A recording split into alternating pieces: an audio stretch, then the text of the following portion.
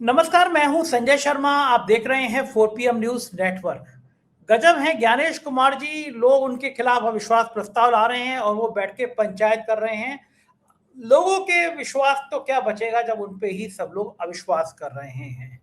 दैनिक भास्कर के राजनीतिक संपादक केपी मलिक से मैंने जानना चाहा कि जो आईएसआई करना चाहती है, जो पाकिस्तान करना चाहता है, हिंदू मुसलमान के बीच में फसाद, क्या वो संघ भी करना चाहता है? इसीलिए अमेरिका के एक संगठन ने कहा है कि आरएसएस को प्रतिबंधित कर दो। अब क्या करेंगे मोदी जी? तमाम बातें हैं, लेके चलता हूं केपी मलिक जी के पास। बहुत रोचक बातचीत है। चैनल को सब्सक्राइब करिए। नीचे ज्वाइन बटन लगा है। परेशानी का दौर है इस समय, मोर्चे संभालने पड़ रहे हैं। सरकार ने नेशनल चैनल बंद कर दिया है। बहुत जल्दी हम अदालत में जा रहे हैं। आपसे रिक्वेस्ट है, ज्वाइन बटन दबा दीजिए, थोड़ी और मदद करिए। मैंने ये संजय ब्लॉग करके, जस्ट संजय, एक नया चैनल शुरू किया है ब्लॉगिंग का। आप लोगों देख रहे हैं। इसमें मैं दिन भर चिल करता हूँ, दिन भर बातें करता हूँ, लगाता हूँ, लोगों से मिलता हूँ। तो आप मेरे दोस्त हैं, मेरे परिवार के सदस्य हैं। इस नए नए रोचक वाले चैनल जस्ट संजय को भी आप सब्सक्राइब कर लीजिए। रोज एक नई बातें आपसे इसके साथ करूंगा। चलता हूं केपी मलिक के पास। 4PM न्यूज नेटवर्क में बहुत बहुत स्वागत है आपका केपी मलिक साहब। धन्यवाद संजय जी। एक चीज मेरे दिमाग में बड़ा उलझ रही है, आप भी सुलझा सकते हैं, क्योंकि आपको आरएसएस की हर छोटी बड़ी गतिविधि की जानकारी रहती है। मैं ये पूछना चाह रहा हूँ, इधर तो मोदी जी कह रहे हैं माय फ्रेंड ट्रम्प, और उधर अमेरिका कह रहा है कि भाई संघ पे, आरएसएस पे प्रतिबंध लगा दो। अमेरिका कौन होता है कहने वाला कि संघ पे प्रतिबंध लगा दो? हम तो ये नहीं कह रहे भैया कि जो एपिस्टीन की फाइल है उसके बाद ट्रम्प को इस्तीफा दे देना चाहिए, क्योंकि इतना नरवक्षी आदमी जो छोटी छोटी बच्चियों का यौन शोषण करता है, वो अपने बच्चे पद पर कैसा है? हम तो नहीं कह रहे कि मोदी जी भी, आप भी कहिए कि ऐसे इंसान को आपने माय फ्रेंड ट्रम्प कहा। आपको अपने ऊपर थोड़ी शर्म आई होगी कि आपके नेटवर्क पे पता नहीं था कि ये आदमी ऐसा राक्षस का है कि छोटी छोटी बच्चियों को यौन शोषण कर रहा है। लेकिन अब अमेरिका कह रहा है कि आरएसएस पे प्रतिबंध लगा देना चाहिए। क्या वाकई में कि अमेरिका को समझ में आ गया? क्या इंटेलिजेंस रिपोर्ट आ गई कि संघ जो है भारत में वही काम करना चाहता है, या उसके जो सहयोगी दल हैं, बजरंग दल है और कट्टर संगठन है, ये वही काम करना चाहते हैं जो आईएसआई पाकिस्तान की करना चाहती है? आईएसआई ऐसे यही चाहती है कि भाई हिंदुस्तान में हिंदू और मुसलमानों के बीच भी दूरियां बन जाए, हिंदू और मुसलमानों के बीच नफरत फैल जाए। और वही काम अब संघ के आनुवंशिक संगठन जो है, बजरंग दल, विश्व हिंदू परिषद के कट्टरवादी लोग, जय श्री राम को नारा लगा के इस तरह हिंसक आंदोलन करते हैं, कई जगह पर मॉब लिंचिंग करते हैं। तो ये संघ को क्या अब ये अमेरिका की बातों का जवाब देने का मन करेगा? मोहन भागवत में इतनी हिम्मत बची है कि कहें कि अमेरिका कौन होता है संघ के ऊपर बात करने वाला? या मोहन भागवत जी, मोदी जी ने कह पाएंगे पकड़ो अपनी सिक्योरिटी वापस अगर तुम ट्रम्प का विरोध नहीं कर सकते हो? या मोहन भागवत जी अब सिक्योरिटी के प्रेशर में इतना है कि 20-20 ब्लैक कमांडो हटा देंगे मोदी जी अगर उन्होंने अमेरिका की बुराई करी? खेल क्या है ये समझ में नहीं आ रहा मेरे को। अमेरिका क्यों संघ पे प्रतिबंध लगाना चाहता है? नहीं संजय जी, आपके लिए तो कई सारे खेल हैं जो आपको समझ में नहीं आ रहे हैं। इसी चक्कर में आपके खेल समझ में ना आए, इसीलिए आपके चैनल पर जो प्रतिबंध लगाया गया है उसकी बड़ी प्रतिक्रियाएं आ रही हैं। हमारे पास भी आ रही हैं, अमेरिका से भी आई हैं, बाकी देश के अन्य हिस्सों से भी आई हैं। और मुझे लग रहा है रिपोर्ट तो आपके पास होगी कि जो आपके दूसरे सहयोगी चैनल थे उन पर लगातार दर्शकों की संख्या बढ़ गई होगी और आप चैनल को वापस लाने के लिए लड़ाई भी लड़ रहे होंगे। पहले भी आप लड़ चुके हैं, सफलता भी मिली है।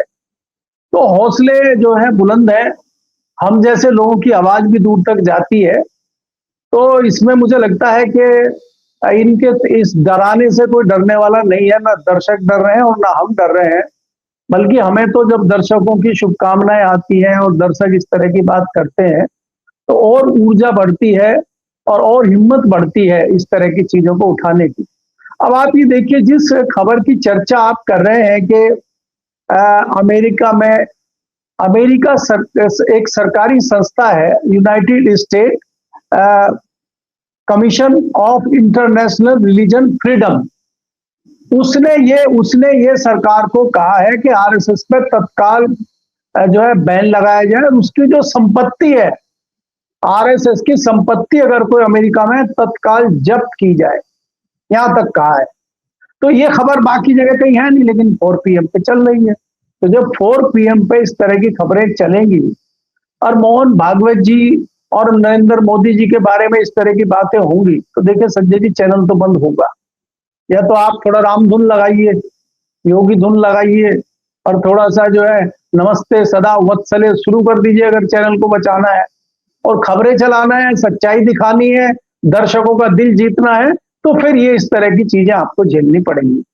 लेकिन मुझे लगता है कि हौसले आपके भी बुलंद हैं और मेरी तरफ से आपको, आप ये मामले को, इस लड़ाई को जीते, इसके लिए शुभकामनाएं हैं और मैं आपको सल्यूट करता हूं। खैर, अब आते हैं हम खबर पे, जो सवाल आपने पूछा है।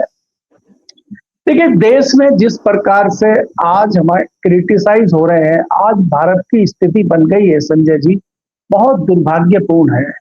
और आज हालत ये हो गई है कि जो मोदी जी के समर्थक थे, जो अंधभक्त थे, उनकी अंधभक्ति थोड़ी थोड़ी कम होनी शुरू हो गई है। उनका ज्ञान चक्षु खुलने शुरू हो गए हैं जब घर में 3 दिन से खाना नहीं बन रहा है। उज्ज्वला वाले ज्यादा परेशान है, जिनको मोदी जी ने कृपा जिनके ऊपर की थी, वो उज्ज्वला वाले ज्यादा परेशान है। हम और आप जैसे लोग तो फिर भी किसी तरह से चलो कर रहे हैं, लेकिन उज्ज्वला जिनको मिली थी और जो अंधभक्त थे, जो कई लोग तो वहां पहुंच गए नाले पे, वो सिलेंडर, वो चूल्हा और वो लेकर के गैस जो मोदी जी ने बनाया था उसका भी परीक्षण शुरू कर दिया कई लोगों ने। जब वो गैस नहीं निकली, जब चूल्हा नहीं जला, तब उनके ज्ञान चक्षु खुले, हो ये तो मोदी जी ने जुमलेबाजी हमारे साथ कर दी और ये तो इसका मतलब झूठ बोल रहे थे, तो और भी ये कई झूठ बोल रहे हैं। तो जनता धीरे धीरे जागरूक हो रही है।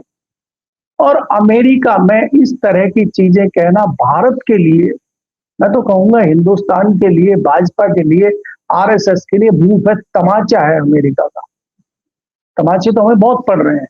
100 तमाचे अभी तक मार चुके हैं ट्रंप, और उसके बाद 5-6 तमाचे उनके मंत्री, प्रेस सचिव, सेक्रेटरी वो मार चुके हैं। एक सेक्रेटरी ने तो कहां तक कह दिया कि बहुत अच्छे एक्टर हैं हिंदुस्तान के प्रधानमंत्री और दूसरे मंत्री, वो जो हम कहते हैं वही अच्छी एक्टिंग करते हैं, बढ़िया कलाकार हैं।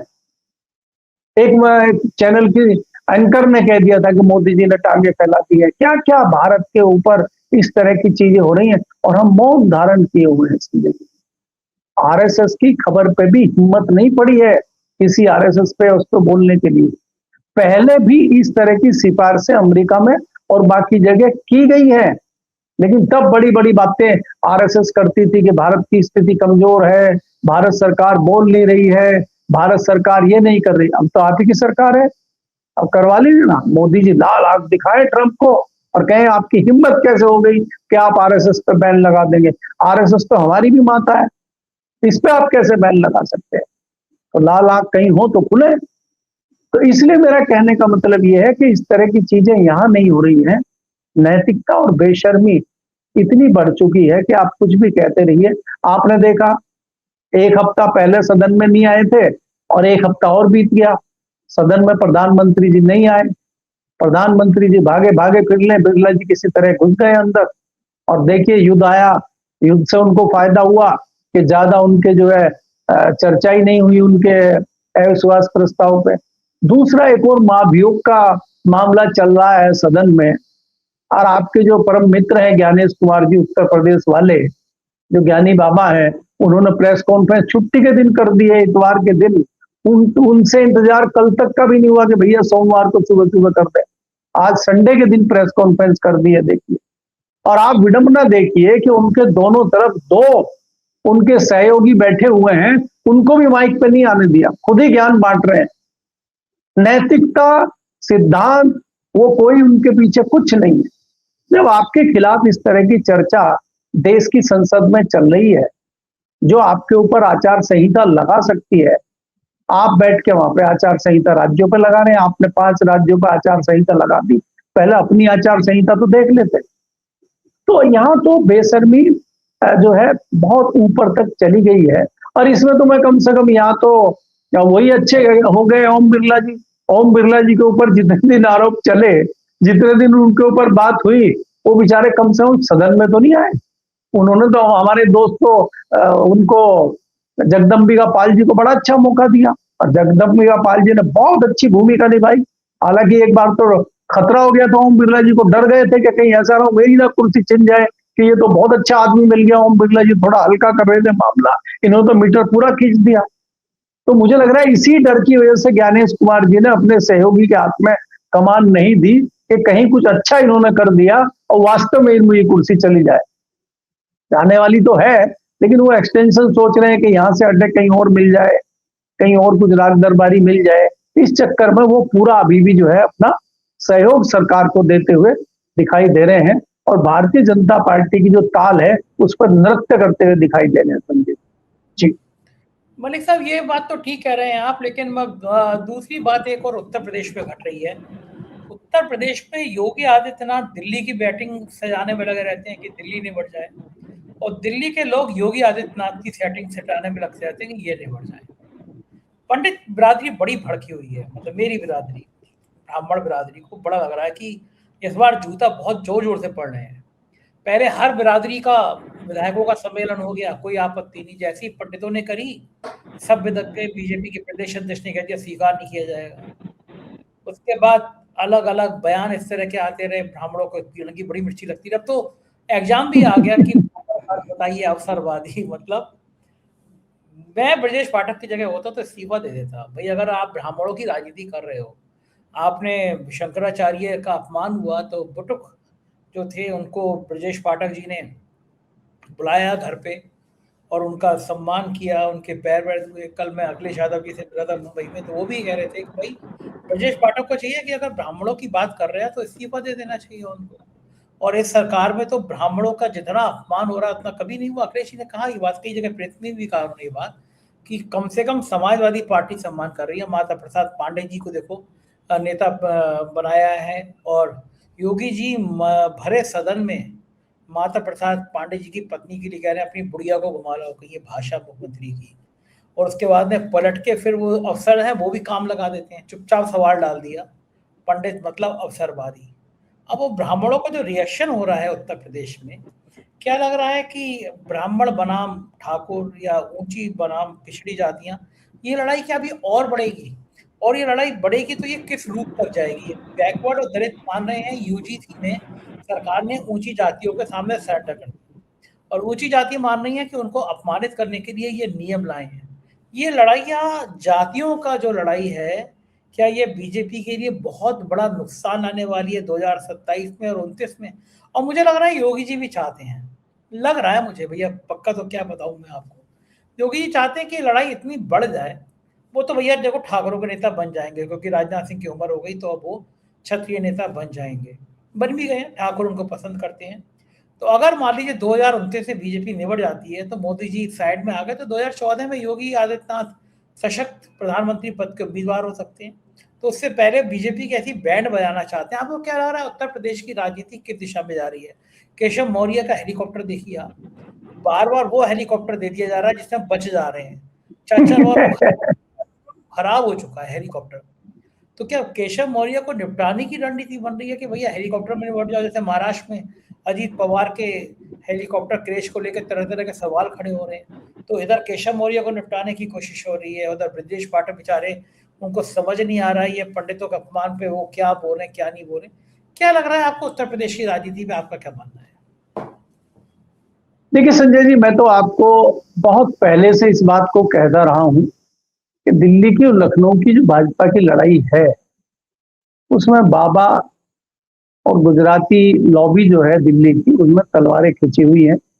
पहले लोग विश्वास इस बात का नहीं करते थे, लेकिन 24 में ये बात जो है सबके सामने आ गई है। और अब तो एक एक व्यक्ति एक एक चीज सब जान चुका है। आप मुख्यमंत्री का व्यवहार देख रहे हैं, गृह मंत्री का व्यवहार मुख्यमंत्री के लिए देख रहे हैं, प्रधानमंत्री का और मुख्यमंत्री का रिश्ता आप देख रहे हैं, सारी चीजें आपके सामने हैं।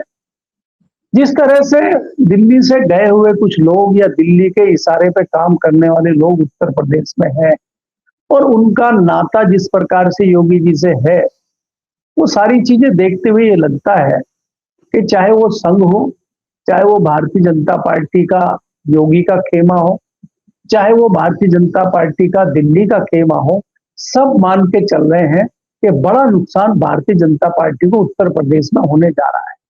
उसके तमाम कारण हैं। आपका जो फॉर्मूला था बटोगे कि कटोगे, वो तो आपस में ही चल गया। वो तो ठाकुर बनाम ब्राह्मण हो गया, मुसलमान साइड पर बैठे हुए हैं। पीडीए के जो दूसरे सदस्य हैं मायावती वाले वो बैठे हुए हैं। अब इससे बड़ा काम क्या होगा कि राहुल गांधी मांग कर रहे हैं कि डॉक्टर अंबेडकर को भारत रत्न दिया जाए। मायावती जी तो सो रही हैं, तो उनका हाथी भी सो रहा है अभी। हाथी जागेगा फिर उठेगा, फिर वो मतवाली चाल चलेगा। अब कहां तक चल पाएगा वो भी आपके सामने है। लेकिन ये सारी चीजें देखते हुए मुझे जो आपदा भारतीय जनता पार्टी के ऊपर आई हुई है, इस आपदा में अवसर सीधे सीधे समाजवादी पार्टी को मिलते हुए दिख रहा है, क्योंकि दूसरा कोई बड़ा राजनीतिक दल भारतीय जनता पार्टी के सामने उत्तर प्रदेश में मुझे दिखाई नहीं देता। और उसका परिणाम आपने लोकसभा में देखा है। तो लोकसभा के परिणाम से भी भयंकर परिणाम हो सकता है विधानसभा चुनाव में आ जाए, क्योंकि ये तो 2 साल बाद या 2.5 साल बाद चुनाव हो रहा है। अब तो परिस्थितियां और ज्यादा बिगड़ गई हैं। तब तो ये बटोगे कटोगे वाला मामला भी नहीं था आपका, ठाकुर समाज वाला और ब्राह्मण वाला। देखिए, ब्राह्मण समाज में पहले भी आपके चैनल पर बाकी जगह भी कहा है कि ब्राह्मण समाज का वोट इतना नहीं है, वोट फीसद उसका बहुत ज्यादा नहीं है, लेकिन वो जो परसेप्शन बनाता है उसकी आवाज दूर तक जाती है और उसका मामला बड़ा बनता है। तो वो परसेप्शन धीरे धीरे उत्तर प्रदेश में बन रहा है। और जो स्वर्ण जातियां हैं, वो ब्राह्मण ही नहीं, चाहे वो व्यापारी हो चाहे वो दूसरे लोग हो, उसमें एक ऐसा परसेप्शन बनता जा रहा है कि ये सरकार ब्राह्मणों के सनातन के ही खिलाफ हो गई है। शंकराचार्य जी एक यात्रा निकालते हैं, शंकराचार्य जी लखनऊ तक पहुंच जाते हैं और सरकार की कान पे जू नहीं रेंगता है, तो सरकार कितनी मद में है। क्या वास्तव में कोई शंकराचार्य जी का अपना निजी स्वार्थ था? वो तो आप ही की बात कर रहे थे, वो तो आप ही के मुद्दे की बात कर रहे थे, गौ रक्षा की बात कर रहे थे, गौ माता को सम्मान की बात कर रहे थे, और आप उन्हीं की काट कर रहे हैं। आप उन्हीं के सामने तथाकथित और फर्जी साधुओं को लाके लाइन लगा दे रहे हैं, उनके सामने तरह तरह के आरोप लगा रहे हैं। तो इससे कहीं ना कहीं हिंदू समाज, सनातन समाज भी आहत है। और खासकर जो इसका झंडा बरदार ब्राह्मण समाज है, उसमें बड़ी तादाद में लोग योगी जी से नाराज हैं। और योगी जी से नाराज होने का मतलब भारतीय जनता पार्टी से नाराज हैं। और वो ब्राह्मण कहाँ जाएंगे? क्या गठबंधन में जो कांग्रेस और समाजवादी पार्टी मिलकर चुनाव लड़ेगी, क्या कांग्रेस के चक्कर में ब्राह्मण समाज गठबंधन पे जाएगा? क्या भारतीय जनता पार्टी से अगर नाराजगी रही तो चला जाएगा? ऐसा तो है नहीं कि पहली बार गया, वो पहले भी गया है, लोकसभा के चुनाव में भी गया है, अभी भी जा सकता है। तो ये सारी चीजें मुझे लगती है कि भारतीय जनता पार्टी के ताबूत में आखिरी कील साबित हो सकती है अगले साल। दूसरा, अगर आप देखें, इस बात से भली भांति चिंतित संघ भी है। और संघ जिस प्रकार से शहरों में सहयोगी